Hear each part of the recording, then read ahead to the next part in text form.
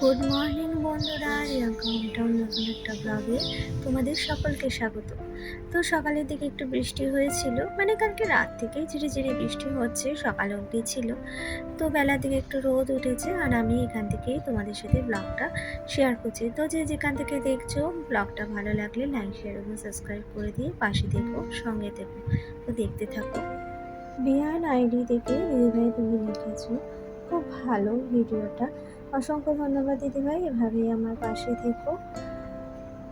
মনমন kitchen এই ID থেকে তুমি লিখেছো, দারুণ হয়েছে, অসংখ্য ধন্যবাদ তোমাকে, এভাবেই আমার পাশে থেকো। তনুশ্রী কুণ্ডু আইডি থেকে দিদিভাই অনেক ভালোবাসা দিয়েছো, তোমাকেও অসংখ্য ধন্যবাদ, তোমাকেও অনেক ভালোবাসা, আমার পাশে থেকো। সোনিয়াস কিচেন আইডি থেকে তুমি লিখেছো, মাশাআল্লাহ, তোমাকেও অসংখ্য ধন্যবাদ, এভাবেই আমার পাশে থেকো। রিতাস ফুড ডায়েরি আইডি থেকে দিদিভাই লিখেছো, খুব ভালো লাগলো ভিডিও, খুব সুন্দর করে রান্না করা, রান্নাঘর পরিষ্কার এবং বিকেলের ভুট্টা পোড়া, খুব সব কিছু খুব ভালো লাগলো, অসংখ্য ধন্যবাদ দিদিভাই, এভাবেই আমার পাশে থেকো। সুস্মিতা আইডি থেকে তুমি লিখেছো, নোটিফিকেশন পেয়ে চলে এলাম দিদিভাই, লাইভ ডান, পুরোটা দেখে নিলাম দিদিভাই, অনেক সুন্দর, অসংখ্য অসংখ্য ধন্যবাদ সুস্মিতা তোমাকে, এভাবেই আমার পাশে থেকো। হোম মেকার সাবিনা ব্লগ তুমি লিখেছো, দারুণ হয়েছে দিদি আজকের ভিডিওটা, অনেক ভালোবাসা দিয়েছো, তোমাকে অনেক ভালোবাসা সাবিনা, এইভাবে আমার পাশে থেকো। নিচে ঘরের সব কাজ কমপ্লিট করে চলে এসেছি উপরে, একটু চা খাবো বলে, আর হাজবেন্ড বেরোবে, ওর জন্য করে নিলাম একটু ছাতু, ও আজকে ছাতু খেয়ে বেরোবে। আজকে দিনটা কিন্তু বৃহস্পতিবার, তাই অন্য দিনের মতো নয়, চটপট রান্নাঘরের কাজকর্ম সেরে ঠাকুরের বাসন মেজে রেডি করে মাকে ঘট পাততে হবে। তো সেই কারণে তাড়াতাড়ি করে রান্নাঘরের সমস্ত কাজগুলো সারবো আর কি।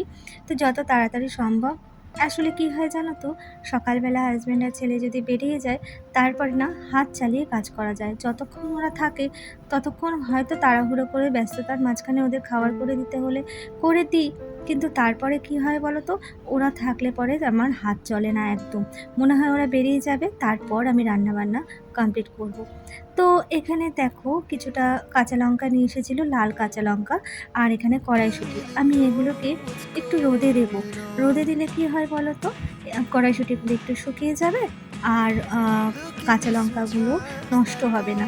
তো রোদ একটু উঠেছে, তাই ট্যাঙ্কির উপরে এই দুটো জিনিস একটু রোদে দিলাম। তো দেখতে থাকো, সঙ্গে থাকো।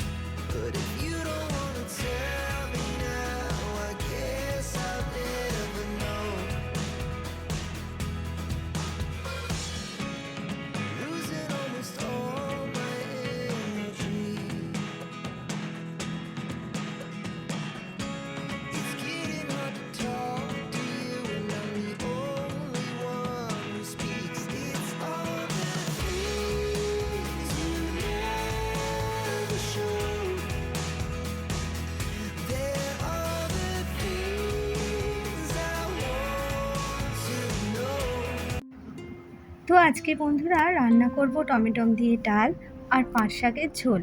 তো ডাল করব যেহেতু, ডালে ফোড়ন দিয়ে দিলাম, আর তেলের মধ্যে টমেটোগুলো ভালো করে ভেজে তাতে একটু নুন দিয়ে দেবো।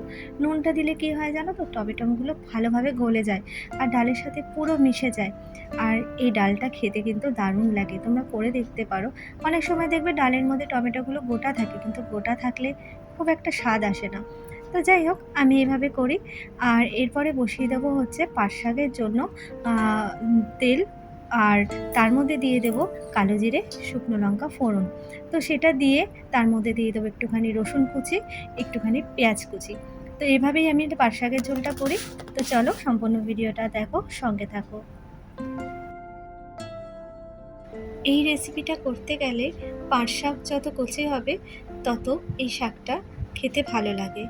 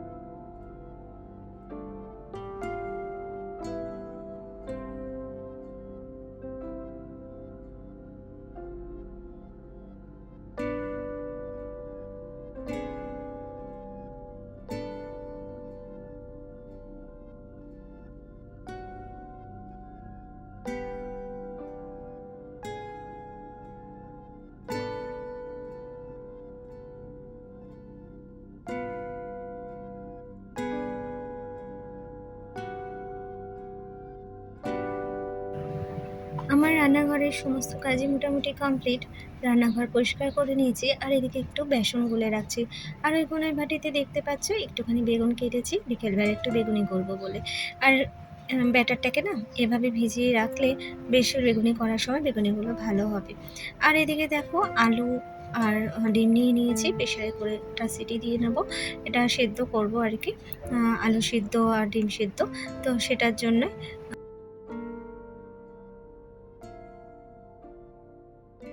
প্রেশারে সিটি পড়ার সঙ্গে সঙ্গে এদিকে আমি ভাতটাও বসিয়ে দেবো, একসাথেই ভাতটা হয়ে যাবে আর কি। আর এদিকে কাজটা কমপ্লিট করে আমি চলে যাব ঠাকুরের বাসন মেজে পুজো দিতে। আজকে যেহেতু বৃহস্পতিবার সেই কারণেই। তো চলো দেখতে থাকো।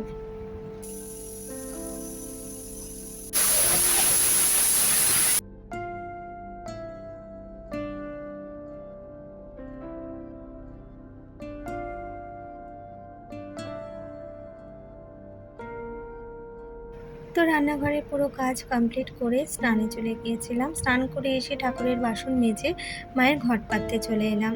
তো বৃহস্পতিবার যেহেতু মায়ের ঘরটা পেতে সুন্দর করে ঠান্ডা মাথায় পুজোটা দিয়ে নেব।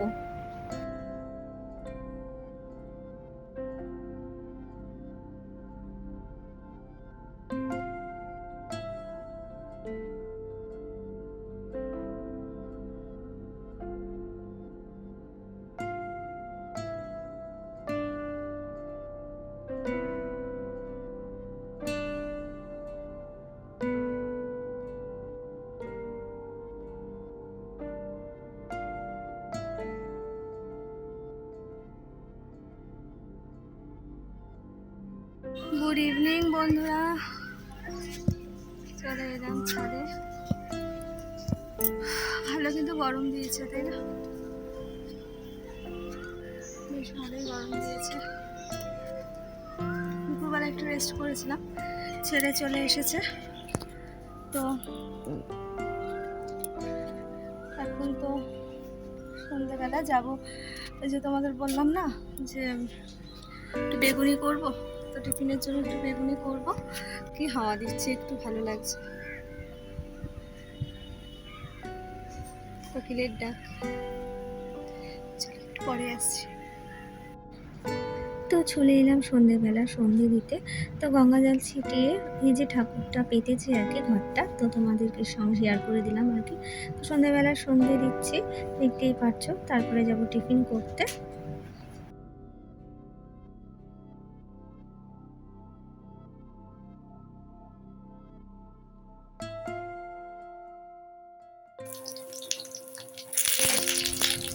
তো বেগুনিগুলো ঘরে এভাবেই ভাজছিলাম আর কি।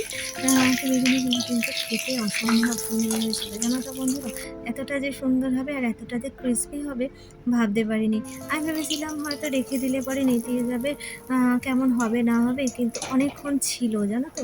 অনেকক্ষণ রাখার পরেও কিন্তু এগুলো খুব ক্রাঞ্চি ছিল, খেতে দারুণ হয়েছিল। তো যে যেখান থেকে দেখছো ভিডিওটা ভালো লাগলে লাইক শেয়ার এবং সাবস্ক্রাইব করে দিয়ে সঙ্গে থেকো, পাশে থেকো।